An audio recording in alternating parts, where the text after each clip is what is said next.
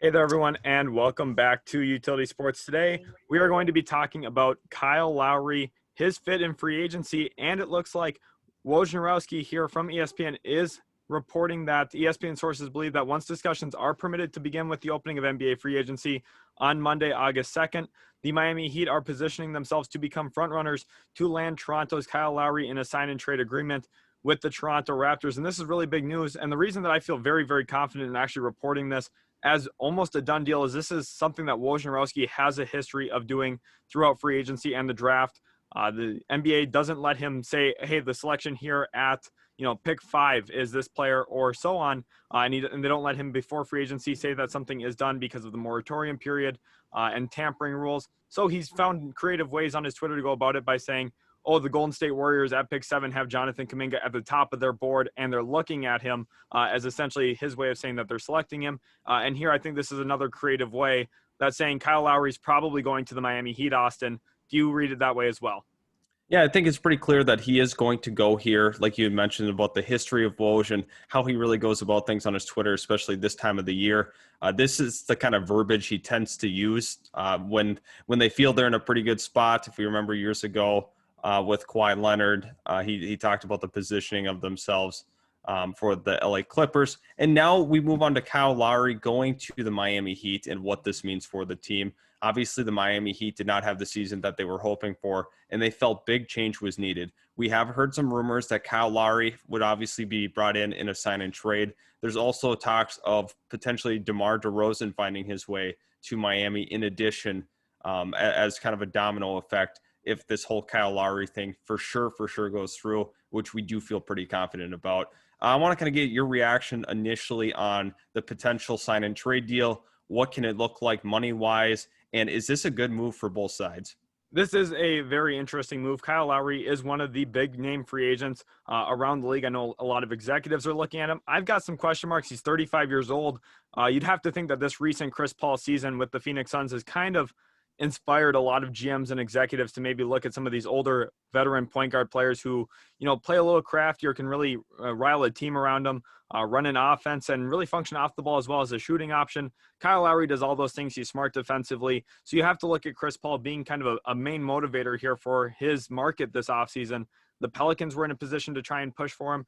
Looks like that's not going to go through now at this point. And with a possible sign and trade, Austin, we were talking actually earlier today as the Goran Dragic option got picked up. And the first thing I said was, okay, Miami's going all out for Kyle Lowry here because that is going to be the sign and trade situation that they're looking at. They picked up the $19 million option on Goran Dragic, and now this lets them operate as a taxpayer, which is really, really key because they have a $9 million mid-level exception that they're going to be able to use to fill out their roster a little bit. They passed on from the contract of Andre Iguodala today, which gives them some cap flexibility as well. And a possible sign and trade back to Toronto, it kind of depends on what the other market looks like for Kyle Lowry and if other teams that need to facilitate a sign and trade with Toronto are interested.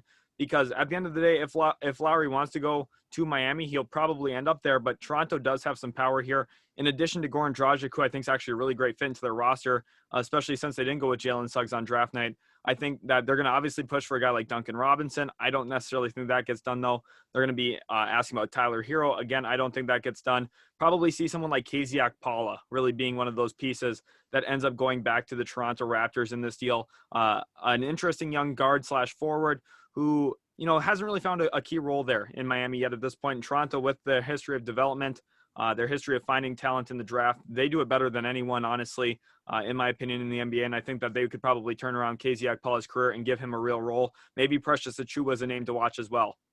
Yeah, so my thoughts really on that, definitely some interesting names, but another guy I do want to bring up that is actually potentially key in this is Kendrick Nunn. I know there's been a little bit of talk about his potential role, considering if Kyle Lowry comes in, what kind of minutes is he going to see? There were some times in this point in the season where he was not seeing proper playoff minutes, definitely kind of faded away with that. So what are your thoughts on potentially Kendrick Nunn going to Toronto? Right, he's a restricted free agent at this point, so he'd have to find a deal there with Toronto. And the interesting part about a sign and trade in general is Kyle Lowry's contract is going to have to be at least 3 years long. For any sign and trade scenario, the original deal of the player has to be 3 years. The first year has to be fully guaranteed.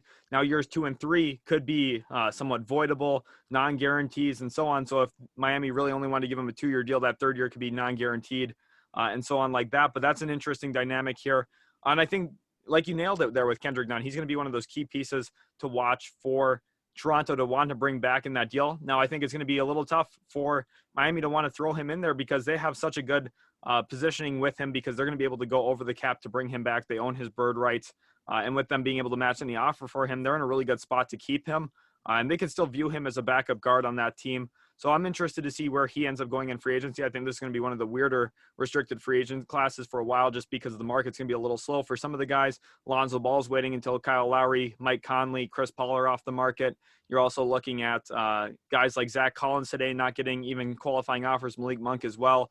Devontae Graham's out there. I don't really know what his market looks like. It's a really guard-heavy class.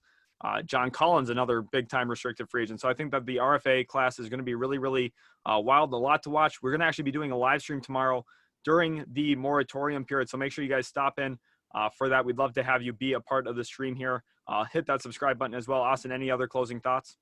I think this would be an interesting move for both sides. I think this allows Toronto to really get something for Kyle Lowry instead of just letting him walk, period.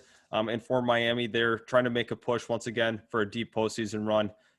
Players like Kyle Lowry can really help them do that. However, this is a little risky for them. Yep, definitely is. Thanks again, guys, so much for watching. Hopefully you did enjoy today's video. Leave a like if you did. Subscribe. Hit that notification bell so you don't miss out on any more utility sports content. And we'll catch you in the very next video.